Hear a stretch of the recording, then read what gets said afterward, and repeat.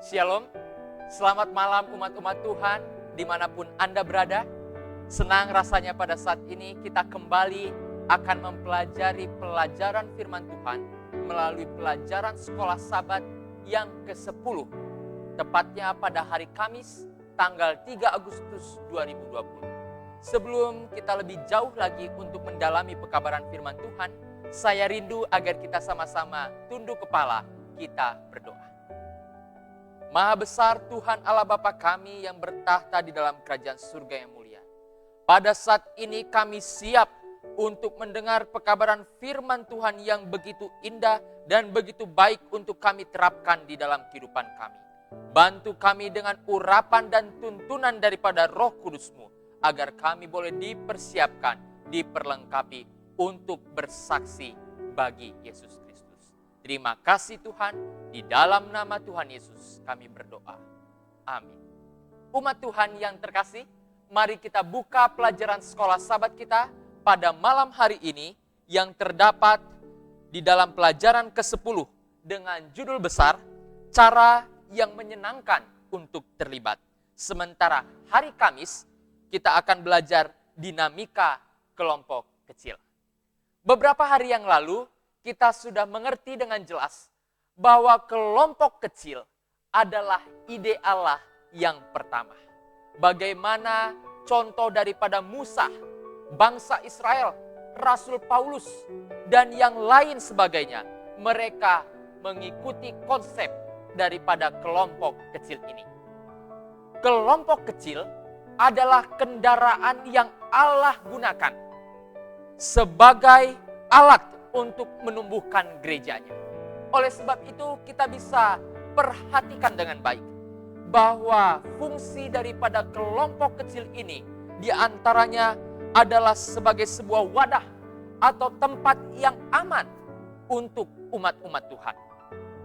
Kelompok kecil juga adalah tempat di mana kita bisa mengekspresikan masalah kehidupan kita kepada rekan-rekan kita atau sesama umat Tuhan yang ada di dalam kelompok kecil. Berikutnya, kelompok kecil juga adalah tempat di mana kita bisa mendiskusikan keprihatinan kita, bentuk kepedulian kita kepada sesama anggota umat Tuhan yang ada di dalamnya. Lalu apalagi? Kelompok kecil juga berfungsi untuk sebagai wadah di mana kita bisa saling memperhatikan, saling melindungi, saling menjaga satu sama lain dari pengaruh buruk dunia luar.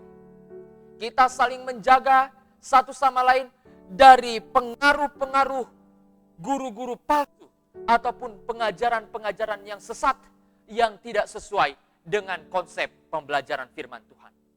Dan yang selanjutnya, kelompok kecil juga berpartisipasi untuk jangkauan keluar. Dari kelompok kecil ini, kita bisa memiliki komitmen yang sama untuk sama-sama melayani Tuhan. Melayani dengan jangkauan keluar.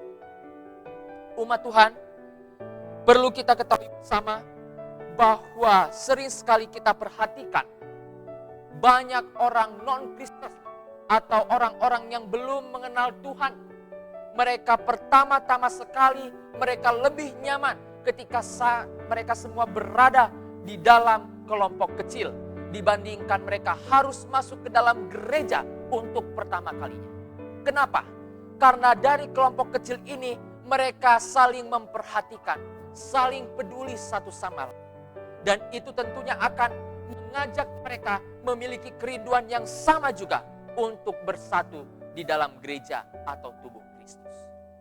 Saudara-saudariku umat-umat Tuhan, apabila kita pelajari di pelajaran hari Kamis ini, di sana sangat jelas murid-murid Yesus mereka melihat dengan pesimis bahwa hanya sedikit kemungkinan saja untuk adanya kemajuan dalam penginjilan. Tetapi Yesus Kristus, Dia perhatikan dengan sangat jelas bahwa ada peluang yang sangat besar di dalam metode penginjilan ini. Oleh sebab itu, Yesus Kristus Dia kabarkan sebuah kabar baik. Yaitu Dia katakan demikian. Tuaian memang banyak, tetapi pekerja sedikit. Oleh sebab itu, Tuhan memberikan solusi. Yesus Kristus berikan jawaban agar berdoa supaya Tuhan yang empunya daripada tuaian tersebut mengirimkan pekerja untuk tuaian tersebut. Dan tentunya kita bisa perhatikan bahwa kelompok kecil adalah jawaban atas doa Yesus Kristus. Kelompok kecil adalah bagian efektif yang Tuhan sediakan sebagai pengerja di dalam menuai tuaian Kristus. Saudara umat Tuhan sekalian, pelayanan kelompok kecil apabila kita perhatikan bisa juga menjadi mati apabila kita hanya fokus berada di dalam tetapi tidak menjangkau keluar. Oleh sebab itu, ketika kita berada di dalam kelompok kecil, itu artinya kelompok kecil ada untuk mempersiapkan, memimpin orang kepada Yesus Kristus. Kelompok kecil ada untuk memelihara iman kita kepada Yesus Kristus.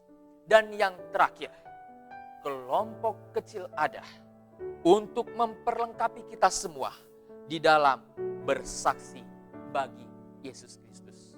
Dengan demikian, melalui metode penginjilan kelompok kecil ini, saya yakin dan percaya ketika kita sudah mempelajarinya, ketika kita sudah mempraktekkannya, mulai daripada keluarga kita sendiri, kita bentuk kelompok-kelompok kecil, maka akan banyak tuaian-tuaian yang dimenangkan bagi Yesus Kristus. Inilah yang menjadi pekabaran firman Tuhan melalui pelajaran sekolah Sabat pada malam hari ini. Terima kasih, Tuhan Yesus memberkati kita semuanya. Amin.